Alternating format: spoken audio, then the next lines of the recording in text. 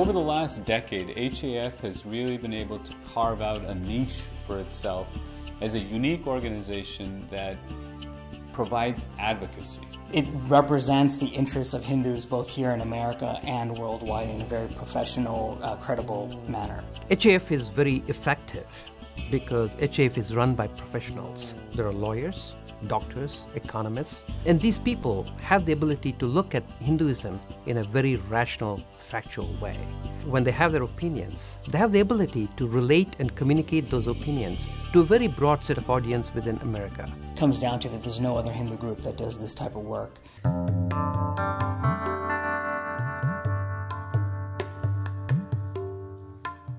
Pluralism is beyond tolerance. It means the acceptance of different paths and different ways of living, thinking about God, thinking about truth. Hinduism is 1 billion strong, and it is the last major religious tradition that has pluralism as one of its core values. We try to take steps, whether it be through the media or legal advocacy or public policy advocacy in Washington, D.C., to say, look, what we are doing here is not only bringing a voice to Hindu Americans and Hindus worldwide, but what we're trying to achieve is a more pluralistic society.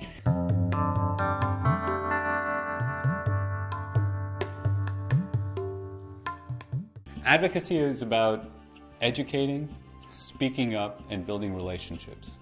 While religious freedom is cherished and it is in the First Amendment of our Constitution, the fact of the matter is it is incumbent upon us to stand up for ourselves and to promote who we are and explain what we're all about in the United States. And when we talk about what's important to us, we can make a change in society. That change could simply be a better textbook for your son or daughter. It could be something much bigger, like making sure that the U.S. government doesn't support missionary work to convert non-Christians around the world. The American system is based on representation, but there are many paths to that representation, and advocacy is one of the best tools available. Advocacy is important to the Hindu American community because we have to speak up for ourselves. We have to ensure that our way of life is represented correctly. We have the resources, we have the education to be advocates.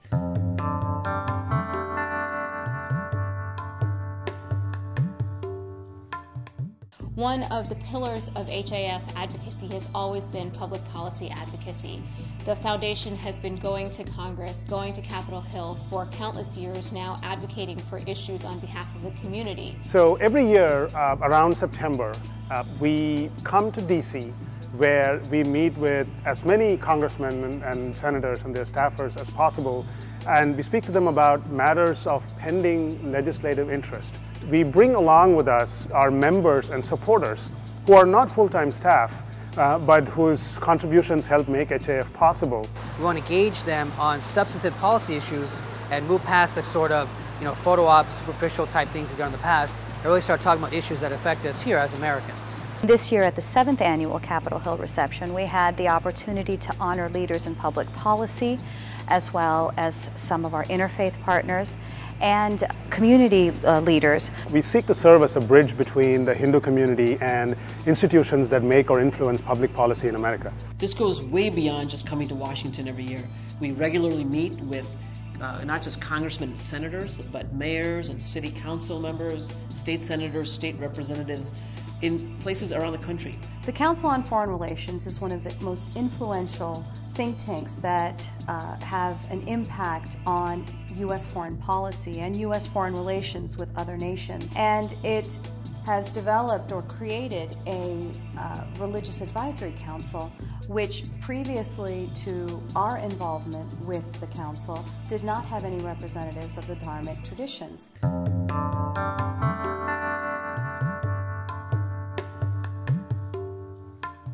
The United States Constitution, one of its bedrock principles is not only freedom of religion, the ability to practice one's faith without government regulation, but it's also freedom from religion. The government cannot endorse one religion over another.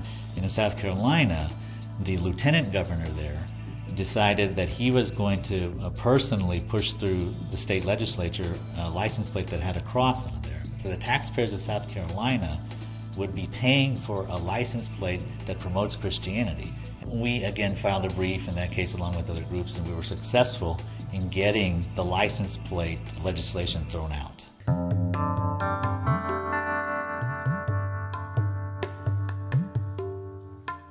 A lot of the mainstream organizations that cover human rights fail to recognize the plight of Hindu minorities throughout the world. So that's where HAF comes in. The main countries that are covered in the report include Pakistan, Malaysia, Bangladesh, Trinidad and Tobago, Fiji, and Afghanistan, Saudi Arabia, and Sri Lanka.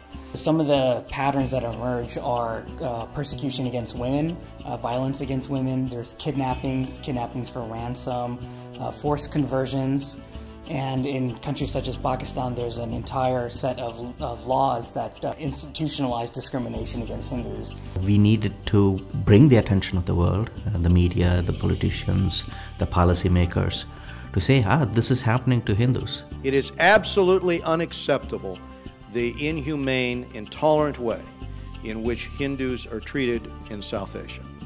And you serve as spokespeople trying to galvanize here in the United States not only the rights of Hindus here in the U.S., but equally importantly, the safety, the security of Hindus throughout South Asia.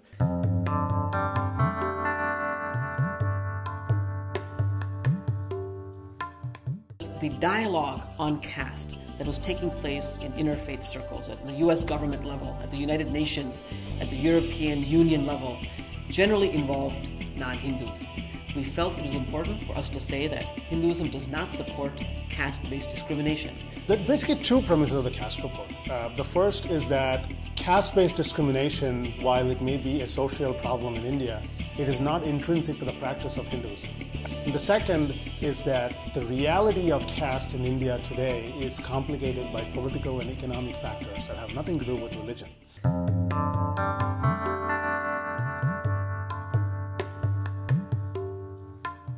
The Religion News Writers Association is the largest gathering of journalists who cover the religion beat.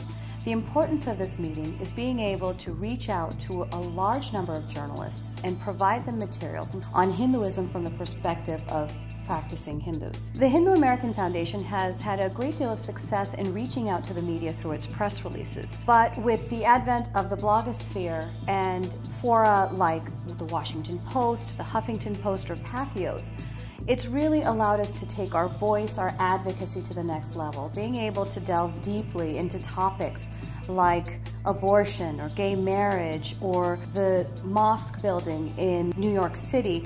These are a variety of issues where previously there may not have been a Hindu-American voice. We have not walked away from the most controversial issues of our time. So the Hindu American Foundation launched its Take Back Yoga campaign back in 2008. When we read through the yoga journals or the periodicals, the media that helps define yoga for the American population or even the international population, we saw that it referred to the great spirituality of the Hindu tradition without ever using the word Hindu. And what we noticed was a conscious de-linking of yoga from its Hindu roots. As the Hindu American Foundation, we felt compelled to speak up. The Take Back Yoga campaign that started with the Washington Post has been seen on the front page of the New York Times, as an episode on CNN, as well as NPR. People who were not really thinking of putting yoga and Hinduism in the same sentence are now starting to think about it and say, well, maybe there is a relation between yoga and Hinduism. What more is there to this practice than just the physical aspect of it?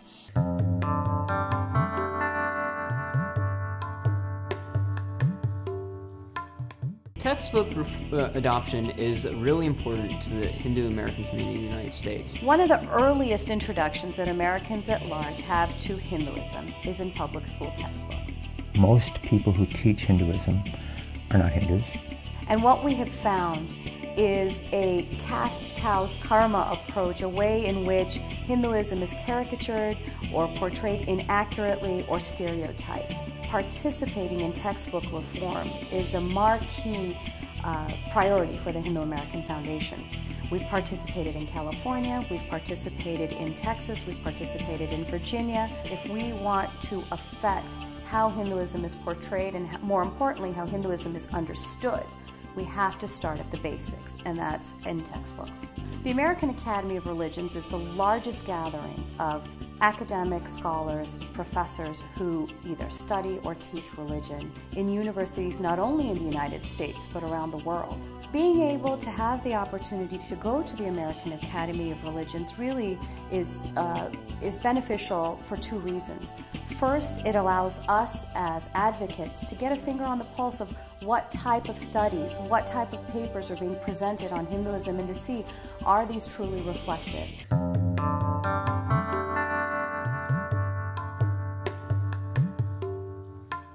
Hindu Americans ought to be in interfaith dialogue because to be Hindu is to be pluralistic. And the whole idea of Ekam Sat Vipraha Bahuda Vadanti from the Rig Veda is something that we need to insert into the interfaith conversation. The Parliament of the World's Religions is the largest interfaith gathering. It's an opportunity to meet people whose fundamental belief in pluralism is what draws them to this event.